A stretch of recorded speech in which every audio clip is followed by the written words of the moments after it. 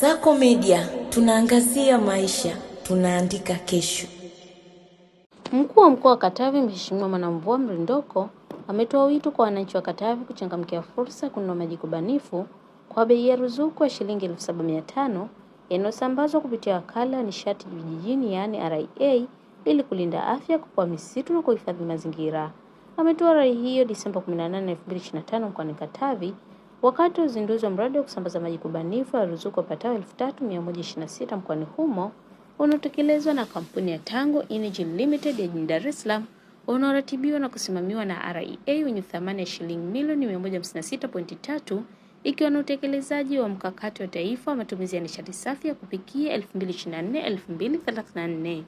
Na nukuu, nitoa wito kwa wananchi wa mkoa wa Katavi, majiko haya ni kwa ajili yenu na yameuzwa kwa bei ya ruzuku kwa maana kwamba serikali imelipia zaidi ya shilingi 50,000 lakini mwananchi analipia shilingi 7,500 pekee. Naomba mchangamkie fursa hii, amesisitiza Mheshimiwa Mrindoko.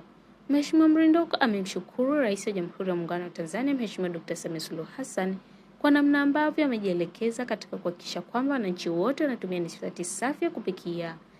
Alisisitiza wananchi wa Katavi kuhakikisha maono ya maelekezo ya Rais ya kuendelea kutunza misitu yanatekelezwa na kwamba kupitia mradi wa kusambaza majiko banifu kwa bei ya ruzuku utawezesha uhifadhi wa misitu. Na nukuu, tunamshukuru Rais na tunamhakikishia kwamba afua zote zinazohusiana na utunzaji wa mazingira, utunzaji wa misitu, kwa kusaidiana na wakuu wa wilaya na watendaji, tutahakikisha jambo hili linafanikiwa kikamilifu ili ifikapo mwaka 2034 80% ya wananchi wao wanatumia nishati safi ya kupikia kama inavyoelekezwa, alisema Mheshimiwa Mrindoko. Akitambulisha mradi, mtaalamu wa nishati na jinsia kutoka RIA Dr. Joseph Sambali alisema majiko haya yatauzwa kwa shilingi 7,500 badala ya shilingi 59,000 kwa kuwa serikali kupitia RIA imetoa ruzuku ya 85% sambamba na kuondoa kodi ongezeko la thamani yaani VAT katika majiko hayo ili kumpa unafuu mwananchi. Na nukuu, kabla ya ruzuku hilo, jiko moja lilikuwa likiuzwa kwa shilingi 59,000 na baada ya serikali kuweka ruzuku likauzwa kwa shilingi 8,850.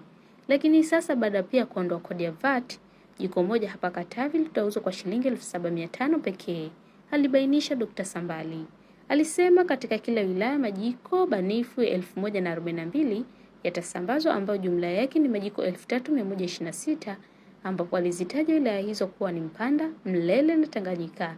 Naye mkurugenzi wa kampuni ya Tango Energy Limited Musa Msofe alisema wamejipanga ili kuhakikisha mradi unakamilika kwa wakati na kwamba majiko haya yatauzwa kwa bei ya ruzuku kwa mwananchi mwenye kitambulisho cha NIDA na kwamba majiko haya yana udhamini yaani warranty wa mwaka mmoja.